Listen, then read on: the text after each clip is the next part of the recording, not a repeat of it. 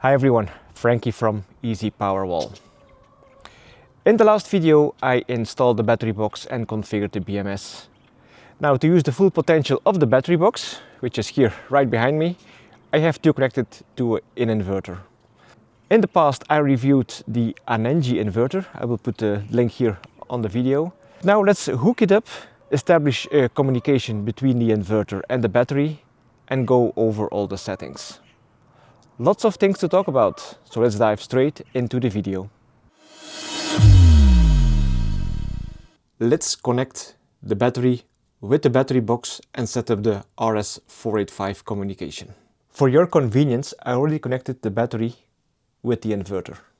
I have no PV here at the shed, but it's not really necessary to configure the inverter. It's important you know the right model number. I always suggest to download the latest user manual so you can work with the latest data. To find the right model number, you have to go to the side of the inverter. Here you have a little print with all the information, the model number, but also the maximum charge, discharge information. Now let's switch the breaker here of the inverter. Nothing hurt, which is normal because the breaker of the battery is still off.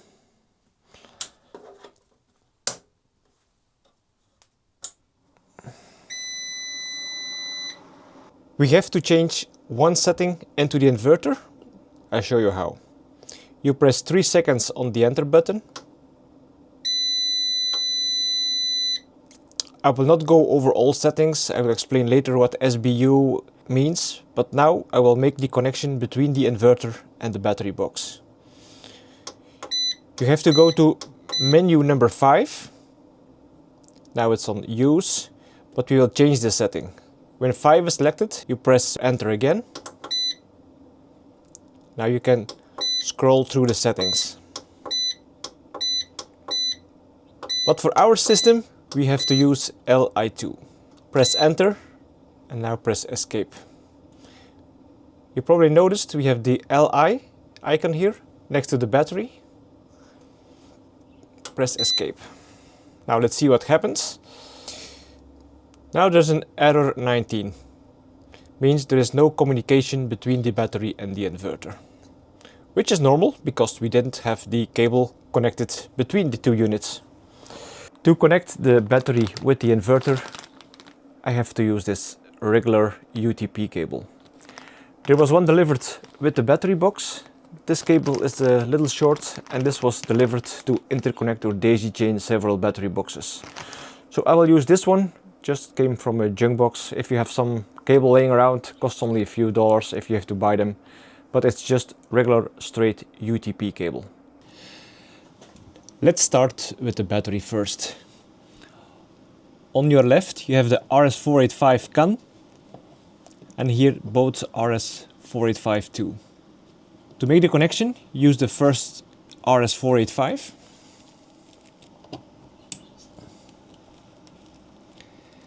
and the other side goes into the RS485 of the inverter. To get your inverter and BMS speaking the same language, you've got to sync the protocol. First, select the battery and log into advanced settings. If you're stuck on this part, definitely go back and catch my JK-BMS version 19 guide for full walkthrough. Now scroll all the way down to UART1 protocol number and select menu 14. 9600, that's the Pylon low-tech voltage protocol. And boom! You're officially ready to plug in that inverter and go. Now let me show you what happens when we connect the inverter. Before the connection, we still have the alarm. You see the state of the battery. The inverter is working, but it gives indication that the battery is full for 75%. Let me set up the communication. You see again the Li symbol, and now it gives a real representation of the battery state. It's only 15%. Now, if you want to verify the state of the battery, press on the up switch it gives you the battery percentage. So there is a real communication between the Anenji inverter and the JK-BMS.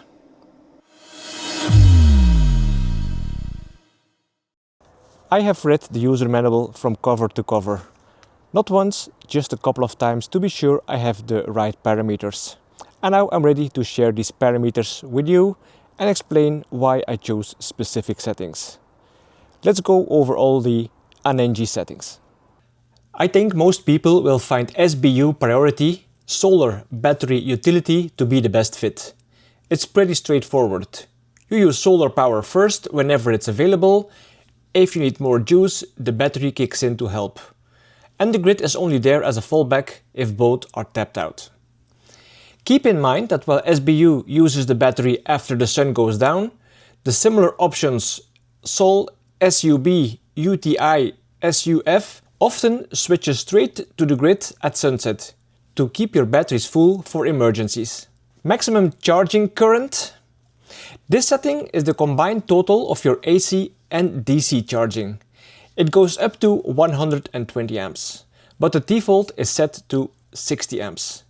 The real boss here is your battery. You don't want to push it too hard. For a 100 amp hour battery, charging at 50 amp, 0.5C is okay. But if you want your battery to last as long as possible, I'd suggest dropping it to 20 amp, 0.2C. If you have a bigger 280 amp battery, 56 amps is the sweet spot for longevity. Just remember, this total value must stay higher than your AC current in menu 11. AC input voltage range. I've set mine to UPS because the grid voltage where I live is rock solid, usually staying between 220 and 240 volts. However, if your power fluctuates a lot, you're better off choosing APL. If you're running the system of a generator, make sure to select GNT to handle the frequency and voltage variations that come with it. Battery type selection. We actually touched on this a few minutes ago when we linked the battery and inverter for JK-BMS communication. You'll want to select Li2. If you prefer full control, use user defined lets you manually dial into the settings. I'll walk you through those specific voltages later when we get to menus 26, 27 and 29. Menu 6 and 7, auto restart, overload and over temperature. I'm tackling these two together. I've stuck with the default settings, which have auto restart enabled for both events. It's much more convenient if the inverter hits an overload or gets too hot. It will try to reboot itself once things settle down. If you disable this, the inverter will just lock up, show an error code and stay off until you manually reset the device. Next up, let's talk output. Since we're in the EU, we want to mirror the local grid. Set your Anenji to 230 volt and 50 Hz. Most appliances are designed for exactly this, so it's the safest bet for your home setup. Auto bypass. Now what happens if your batteries hit their limit? That's where auto bypass comes in. By setting this to auto, the inverter gracefully switches to grid power if the voltages gets too low. It's a literal lifesaver for your appliances. Anenji actually recommends this setting when you're using BMS communication. This is all about adding that extra layer of protection to make your system last as long as possible. Menu 11, the maximum utility charge current. This is the limit for how much juice you pull from the grid to charge your batteries. You can go anywhere from 2 amps up to 60 amps. But I keep mine low, around 10 amps. Why? Because I want to use as little grid power as possible. There's no point fast charging from the wall when you likely have plenty of free solar energy hitting your panels in just a few hours away. Next up, setting 12, the voltage point where the system switches back to the grid. This only applies if you're in SBU or solar mode, which we are. My goal is to switch every bit of power out of my batteries before buying electricity from the utility. So I've set mine to the minimum of 44 volt or cell voltage of close to 2.7 volt. This ensures I maximize my self-consumption throughout the night. Now for setting 13, deciding when to stop using the grid and switch back to battery power. The default is full, but I don't use that. If you wait for a full charge, you're paying for grid power to top off the battery. Instead, I've set mine to 50 volts, or roughly 3.1 volt per cell. The battery is stable enough to take over the load, leaving plenty of room for the sun to finish the job later in the day. Tip: the gap between setting 12 44 volt and setting 13 50 volt is called hysteresis. This 6 volt gap prevents the inverter from bouncing back and forth between the grid and battery too quickly, which protects the internal relays of your Anenji. Next up, menu 16, Charge Source Priority. And I'm setting mine to CSO, which stands for Solar Only. In this mode, the inverter will only use the sun to charge the battery. It won't pull a single watt from the grid, even if the utility is connected. This is the ultimate way to ensure your energy is 100% green and free. If there's no sun, the batteries just wait. It's the best choice if you're looking to slash that power bill to zero. Next we have settings 18 through 20. These are mostly down to personal preference. But here's how I've set mine.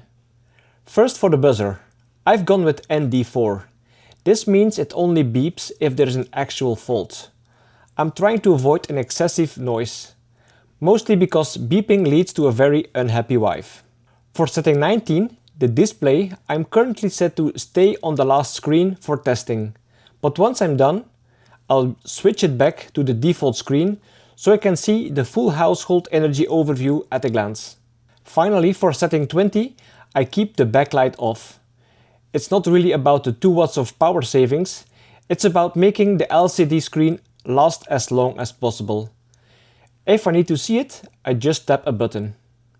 Tip: setting 18, some inverters use BOF or BON instead of ND4. Check your specific Anenji manual as firmware versions can vary. Next is setting 23, Overload Bypass. I highly recommend enabling this. If you accidentally pull more than 6200 watts, the inverter will simply switch to grid to handle the extra load. If you leave this disabled, the inverter will stop everything, throw a fault 07, and you'll be sitting in the dark until you manually reset the inverter.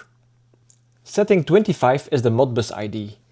This is only used if you're doing advanced data monitoring or connecting to external controllers. Since I'm not using Modbus in this setup, I'm just leaving it at the default value of 001 and moving on. Now for setting 26, 27, 29 and 32, here's a little secret. Since we selected Li2 in menu 5 to link our JK-BMS and inverter via RS485, these settings are actually bypassed. The BMS takes control. However, if you ever switch to use or user-defined mode, you'll need to enter these values. For bulk charging, menu 26, aim for 55.2 volt. For float, go slightly lower to 54.4. Your low DC cutoff should be around 42. Lastly, for bulk time, set it to auto, so the inverter can manage the curve itself. But again, with our BMS communication active, the inverter just listens to the battery. Next up is battery equalization, which covers settings 33 through 39. You can skip these entirely. Equalization is a high voltage process used to revive lead-acid batteries, but it's not needed for LiFePO4. In fact, it can actually be harmful. Instead of using these menus, I've tuned my bulk and absorption settings to give the JK-BMS plenty of time to balance the cells naturally. For a deep dive into how to set up those balancing parameters, definitely check out my JK-BMS version 19 video. Now for menu 41, which is the automatic activation for lithium batteries. This is essentially a wake-up call for your BMS. If your battery hits a low voltage cutoff and the BMS goes into hibernation, This setting wakes it up so charging can actually start. While our RS485 link usually handles this, I highly recommend using the AT0 setting. This ensures the communication is re-established automatically. So as soon as the sun comes up, your solar panels can start charging those batteries without manual intervention. Moving on to setting 42, manual activation.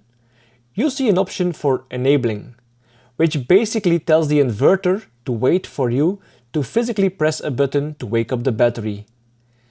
In a DIY setup like mine with the JK-BMS, that's exactly what we want to avoid.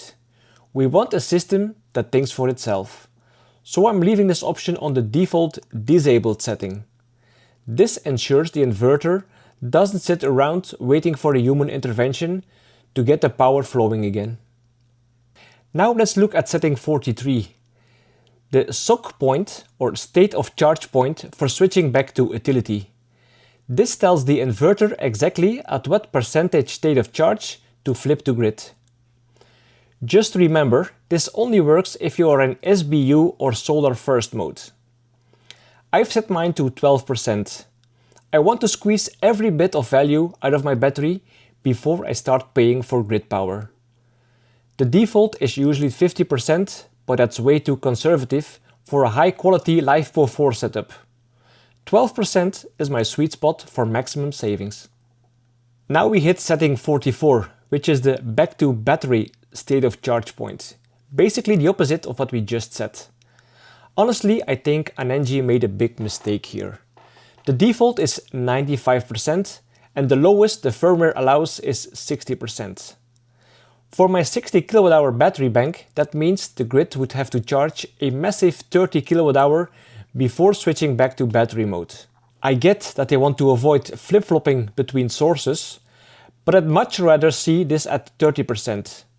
What do you guys think? If you found a workaround for this limitation, definitely let me know in the comments.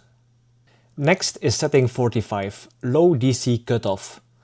Remember, in setting 43, we told the inverter to switch to grid at 12% state of charge. But what if the grid is down? That's where this setting acts as your ultimate safety net. I've set this to 10%. If the battery drops that low, the inverter will disconnect to prevent total depletion. I prefer having the inverter cut off first at 10% rather than relying solely on the BMS. This way, the inverter stays powered and communicating with the battery, leaving the BMS as a final second line of defense.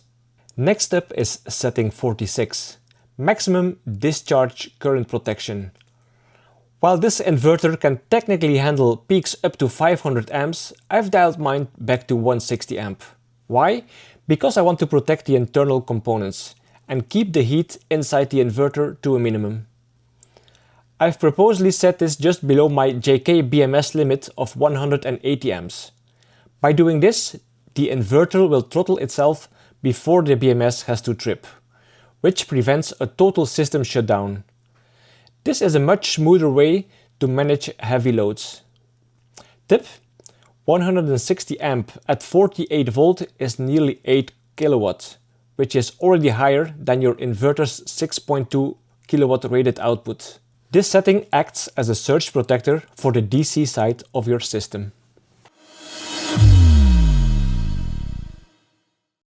To recap the most important points. Priority: stick with SBU and CSO to keep your bills low and your solar usage high. Communication: always use the Li2 protocol. Letting the BMS and inverter talk to each other is the best way to protect your cells. Safety: don't forget to enable auto bypass, menu 10, and the lithium wake up, menu 41, so your system can recover automatically without having to touch it. Configuring these settings correctly is the difference between a system that just works and a system that is optimized for years of service. If you found this walkthrough helpful, please give the video a thumbs up and subscribe for more solar deep dives. If you have questions about your specific voltages or BMS configurations, drop them in the comments below. Thanks for watching. I'll see you in the next one. This was Frankie for EasyPowerwall.